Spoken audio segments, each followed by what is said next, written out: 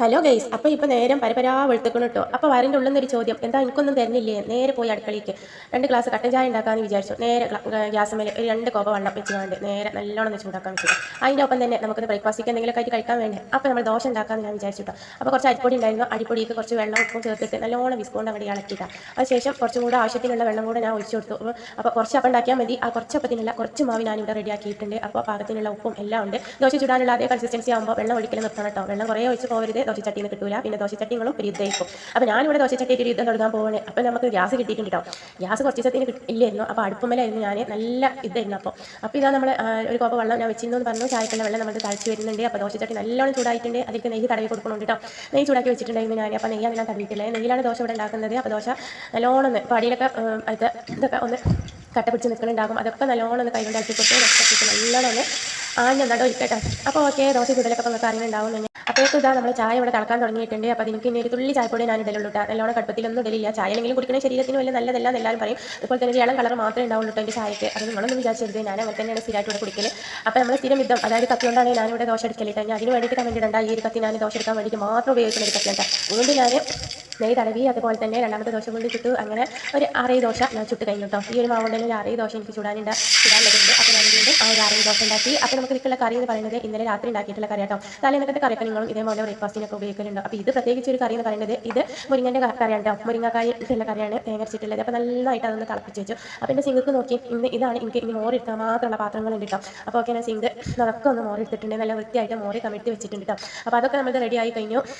നമ്മൾ രാവിലത്തെ ബ്രേക്ക്ഫാസ്റ്റ് കഴിച്ചിട്ടില്ല. അപ്പോൾ ഇപ്പോൾ സമയം ഒരു 9 മണി ആവാറായിട്ടുണ്ട്. അപ്പോൾ ഇനി നമുക്ക് ഉച്ചക്കത്തെ നോക്കണ്ടേ, നമുക്ക് തിന്നില്ലാതെ വേറൊരു പരിപാടി ഇല്ലല്ലോ. നമ്മളെ പള്ളനെ വയറിന് നമ്മൾ വെറുതെ വിശപ്പ് ആക്കി വിടാൻ പാടില്ലല്ലോ. അപ്പോൾ ചോറിനുള്ള വെള്ളം വെച്ചു കേട്ടോ. ചോറിനുള്ള കുറച്ച് വെള്ളം വെച്ചു.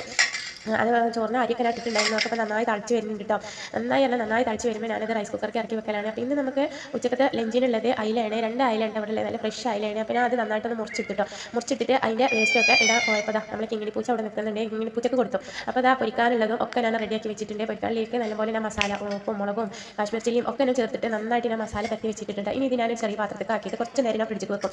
എന്നാലും അത് മൊരിഞ്ഞ് കിട്ടുള്ളൂ കേട്ടോ. ഞങ്ങൾ ഫ്രിഡ്ജിൽ വെച്ചുകൊണ്ട് എടുത്തുകൊണ്ട് അപ്പോൾ തന്നെ പൊരിക്കുകയാണെങ്കിൽ എനിക്ക് പെട്ടെന്ന് മൊരിഞ്ഞിട്ട് നന്നായിട്ട് കിട്ടും. അപ്പോൾ നല്ല ടേസ്റ്റാണ്. അപ്പോൾ ഇന്നത്തെ കറി എന്ന് പറയുന്നത് മീനിൻ്റെ അതേപോലെ തന്നെ അയിലയുടെ മീനിൻ്റെ തല കൊണ്ടാണ് ഞാൻ കറി വെക്കുന്നത്. അപ്പോൾ തലേന്നത്തെ ഒരു 1-2 തലയും കൂടെ എടുത്ത് വെച്ചിരുന്നു. അപ്പോൾ അങ്ങനെ ഒരു 4 അയിലൻ്റെ തല ഉണ്ടായിരുന്നു. അപ്പോൾ അതായിട്ട് ഞാൻ നന്നായിട്ട് ഒരു മുളകിട്ടാണ് നല്ല പുളിയൊക്കെ വെച്ചിട്ട് പുളിയൊക്കെ എടുക്കാണ്ടുള്ള നല്ലൊരു കറിയാണ് കേട്ടോ.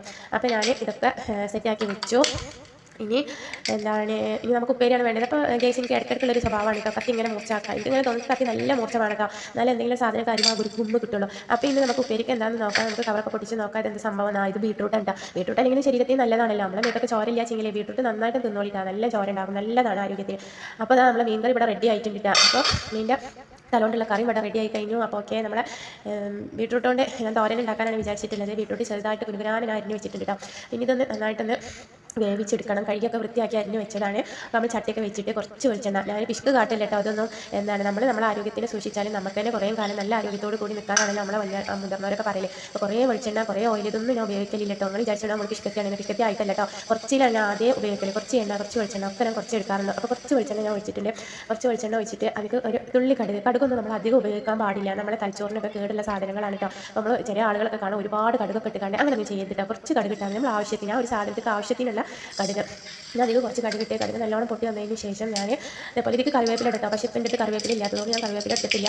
അപ്പോൾ കടുക് നന്നായി പൊട്ടി വന്നിട്ടുണ്ട്. അപ്പോൾ ഇനി ഇതിലേക്ക് ഞാൻ അരിഞ്ഞ് വെച്ചിട്ടില്ല എൻ്റെ ബീട്രൂട്ട് ഉണ്ടല്ലോ, ആ ബീട്രൂട്ട് ഞാൻ അടിച്ചിട്ടാണ് കേട്ടോ. ബീട്രൂട്ട് ഇട്ടോ. അപ്പോൾ ബീട്രൂട്ട് കറി ഉണ്ടാക്കാൻ എല്ലാവർക്കും അറിയുണ്ടാവും. ഞാനും ഞാൻ അടുത്ത പറഞ്ഞു തരാം. അറിയാത്തവരുണ്ടെങ്കിൽ എന്തെങ്കിലും കണ്ടുകാണ്ടൊന്ന് പഠിച്ചോട്ടേ. ഇതൊക്കെ കുറച്ച് ഉപ്പ് ഇട്ടോ. പിന്നെ ആവശ്യത്തിന് ഇവിടെ പച്ചമുളകും ഇല്ല കേട്ടോ. അപ്പോൾ ഞാൻ കുറച്ച് മുളക് പൊടിയാണ് ഞാൻ ഇടുന്നത്. അപ്പോൾ കുറച്ച് മഞ്ഞപ്പൊടി ഇടും, കുറച്ച് മുളകും പൊടി ഇട്ടിട്ടാൽ പച്ചമുളക് കഴിഞ്ഞപ്പോൾ ആർക്കും മാർക്കറ്റ് പോയി വാങ്ങിയിട്ട് വേണം. അപ്പോൾ ഇന്ന് ഞാൻ ഇങ്ങനെയൊക്കെ അഡ്ജസ്റ്റ് ചെയ്യട്ടെ. എനിക്ക് എല്ലാം എപ്പോഴും ഉണ്ടാവണമെന്നില്ലല്ലോ. അപ്പോൾ ഉള്ളതുകൊണ്ട് നമ്മൾ അഡ്ജസ്റ്റ് ചെയ്യുക. അപ്പോൾ നന്നായിട്ട് നമ്മളൊന്ന് ഇളക്കി കൊടുക്കട്ടെ. എന്നിട്ട് തുള്ളി വെള്ളം ഒരു കയ്യിൽ വെള്ളം അപ്പോഴൊക്കെ ഒഴിക്കൊള്ളിട്ടോ. എന്നിട്ട് മൂടി വെക്കട്ടെ. ആ ആവിയിൽ എന്നിട്ട് അത് നന്നായിട്ട് അങ്ങനെ വെന്ത് വരും. അത്രയും നേരം വെയിറ്റ് ചെയ്യാം. നമ്മൾ സിമ്മിലിട്ടിട്ട് വെയിറ്റ് ചെയ്യട്ടെ. ഇനി ഞാൻ എന്താ ചെയ്യാൻ പോകുന്നത് വെച്ചാൽ ലഞ്ചിനിപ്പോൾ തന്നെ നേരം കുറേ ആയിട്ടോ. അപ്പോൾ ഇനി ഞാൻ മീൻ പൊരിക്കാൻ വേണ്ടിയിട്ട് പോവുകയാണ്. മീൻ വറക്കണ്ടേ, നമ്മൾ നേരത്തെ ഫ്രിഡ്ജിൽ എടുത്ത് വെച്ച മീനില്ലേ, ആ മീൻ നമുക്ക് വറക്കണ്ടേ. അപ്പോൾ ഞാൻ കുറച്ച് കഷ്ണങ്ങൾ അതിൽ നിന്ന് എടുത്തുകൊണ്ട് ഞാൻ മീൻ വറക്കാൻ നിൽക്കുകയാണ് കേട്ടോ. അപ്പം നമ്മൾ ലഞ്ചിക്ക് ഇതൊക്കെ തന്നെ കേട്ടോ കൂട്ടാനുള്ളത്. ഇതേ കൂട്ടാൻ തന്നെക്കാരം നമുക്ക് ഇനി രാത്രി ഉള്ളത്. ഞങ്ങൾക്ക് രാത്രി ഇതേ കൂട്ടാൻ തന്നെക്കാരം. കാരണത്തും രാത്രിക്കും കൂടി വേണ്ടിയിട്ടാണ് ഞാനിവിടെ മീൻ പൊരിക്കുന്നത്. ഒരുമിച്ചിലായിട്ട് തന്നെ പൊരിച്ച് വെക്കുന്നത്. രാത്രി ആകുമ്പോൾ ചൂടാക്കിയാൽ മതി. കുട്ടികളൊന്നും വല്ലാതെ അങ്ങോട്ട് നന്നായി വലുതായിട്ടുണ്ടെങ്കിൽ കഴിക്കണം എന്നുണ്ടാവില്ല. അപ്പോൾ ഈ പെട്ടെന്ന് എനിക്ക് വിഷമം. അപ്പോൾ ഞാനിവിടെ കുറച്ച് മാങ്ങ ഉണ്ടായിരുന്നു കേട്ടോ. പഴുത്ത മാങ്ങ നല്ല രസമുള്ള മാങ്ങയുണ്ട്. അതിൻ്റെ തൊലി കഴിഞ്ഞിട്ട് ഞാനിങ്ങനെ ചെറുതാക്കി വെട്ടി നോക്കിയാണ്ട് ഉപ്പും മുളക് ഇട്ടുകൊണ്ട് കഴിച്ചു കിട്ടാം. പിന്നെ കുറച്ച് നേരം കഴിഞ്ഞപ്പോൾ വീട്ടിൽ വിഷമം. അപ്പോൾ ഞാൻ ചോക്കോ ബേക്സിൻ്റെ ബിസ്ക്കറ്റ്സ് ഉണ്ടായിരുന്നു. അത് 4 എടുത്തിട്ട് അത് വീണ്ടും കഴിച്ചു. നമുക്ക് കഴിക്കൽ മാത്രമല്ലേ ഉള്ളൂ, അല്ലല്ലോ ഇനി നമുക്ക് കഴിക്കൽ മാത്രമല്ലേ ഉള്ളൂ കേസ്. അപ്പോൾ ഇത്രയൊക്കെ ഉള്ളൂ. നിൻ്റെ വീഡിയോ അപ്പോൾ നിങ്ങൾക്ക് ഇഷ്ടപ്പെട്ടെങ്കിൽ ഒന്ന് പറയട്ടോ.